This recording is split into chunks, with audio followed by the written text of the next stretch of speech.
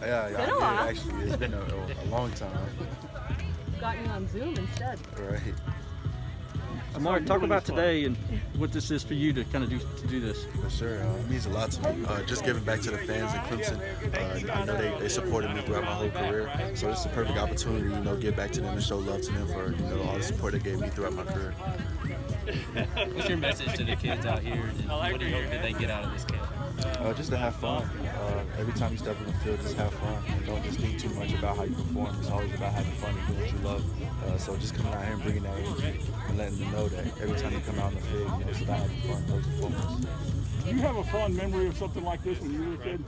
Yeah, I do actually. I used to go to a lot of camps like this in Knoxville area because it's not really a lot of people out of Knoxville that's made it this far. So every time somebody had a camp like this, I was there. Because I looked up to guys like that because they were the example. So just me being able to be the example now, it's a blessing. Do you have one guy that you remember holding a camp? You remember anybody that you influenced? Yeah, for sure. Todd Kelly Jr. Whenever he was big time in college and stuff like that at UT. He had a camp. I went there, and now he's like a big brother to me. So he's giving me a lot of advice. So guys like him, Harrison Smith, one of the guys that plays with the Minnesota Vikings right now. He's from Knoxville, Tennessee, so he used to have camps as well. So guys like that just being an example for me. What is your message to the kids today? What are you going to tell them? Yeah, for sure. Just like I said earlier about having fun, but also I can add just always believe in yourself and stuff like that. Never let anybody deter your dreams and your aspirations of what you want to do in life. So that's really just it. Have fun every time you step on the field and always believe in yourself.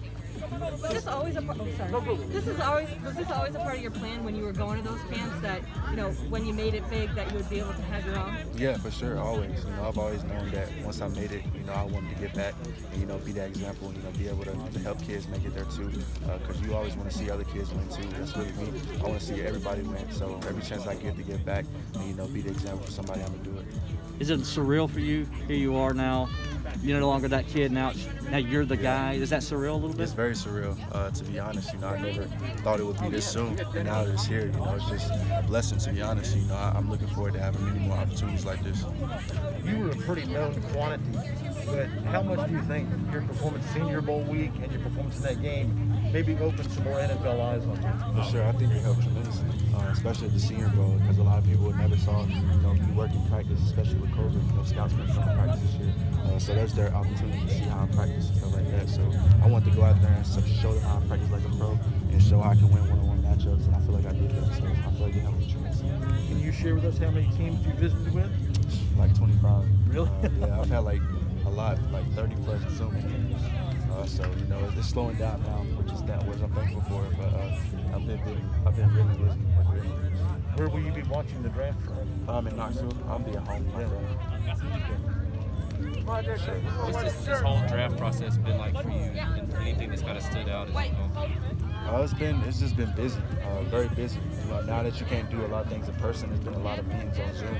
So I've used Zoom more than I ever have in my life. So it's been very busy, just getting to know teams and they getting to know you. And also make sure you stay in shape, get in football shape on the field and stuff like that as well. But it's just like college. You go and do meetings, you go work out, and then you go rest. So I'm just treating it like that, just staying with a new team. The Clemson coaching staff has said since you got on campus, you practice like a pro and stuff. Where does that mindset come from, and why do you feel like you've always done that? Just me studying, the best in the game. I always study the best receivers and the best players and study their mindsets. And that's really the main thing they say is they practice hard and they practice like it's a game so that when the game comes, it's easy. So just picking up that mindset and then going and doing it. And I feel like it translated over to my best season, my senior year, because I changed my mindset when it came to practicing. Yeah, in addition to your practice going well at the Senior Bowl, what else do you feel like you showed there that kind of helped your stock? It seems like it's on the rise right now. Yeah, for sure. I feel like I showed, I'm not the biggest receiver, but I showed my ability, to make contested catches. The touchdown I had in the game, I got hit, held onto it. And even in practices, I made a couple contested catches as well. So just being able to show that I play bigger than what I am. And that's really one of the question marks that I want to check. I know you met with Jacksonville recently. What would it be like to blend in with Trevor again? Yeah, it would be awesome. Because I know Coach Myers, he said recently that he wanted to surround Trevor with people that he's familiar with.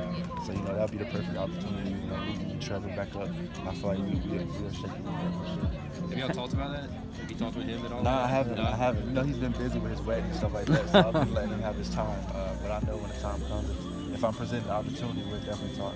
What did you think of people kind of making, I guess, not questioning his comments? And did you see, I guess, that whole Sports Illustrated article of people kind of questioning his comments on that? What did you make of people? I just make it that, you know, he's been the #1 player his whole life. So, like, he's never really had that chip on his shoulder. He's always been at the top. So that's what he expects from himself. And that's how I see it. You know, he expects to be the best every time he steps on the field. He expects to, you know, go out there and compete at the utmost, you know, power that he has. And that's what he's done ever since high school. So that's really all he's saying. You know, he's always been #1. So he doesn't expect nothing else but to be #1 every time he steps on the field. So he has that confidence and he believes in himself like he does. So that's really all I'm saying. Like, that's what he's going to keep proving in the league. So I'm excited for it. And I know you obviously follow football closely and all that kind of stuff. Just how do you think he's going to translate to the NFL? I think he's going to, just like high school to college. I feel like he's just going to go and do what he does. You know, he doesn't have any pressure. So he's going to go out there and be Trevor. And I think that's good enough to be successful. Obviously, he's won a state championship, he's won a national championship. So if it just be Trevor, that's all Coach Sweet to tell him. Be yourself, and everything coming your way. Is that the hardest part with the whole process? Is the scrutiny you guys have to be under with not just teams, but with all the, you know, NFL draft experts and all those guys? No, I don't think it's hard. I feel like the hardest part is just waiting to see where we're going to end up. But really, it's just based off the person. You know, some people may pay attention to it and use it as motivation. Some people may see it, you know, just ignore it. Everybody's different, but everybody may use it as motivation as well. But you know, everybody's different, so you can't really, you know, say it's the hardest part or not. But you know, people definitely pay attention to it though. For you, how many more people talk to your teams? That is about maybe doing some things as a running back and doing that kind of that hybrid role there. Yeah, I think everybody's seeing me in that role as somebody that, you know, a Swiss Army knife, somebody that can do everything, you know, even in special teams.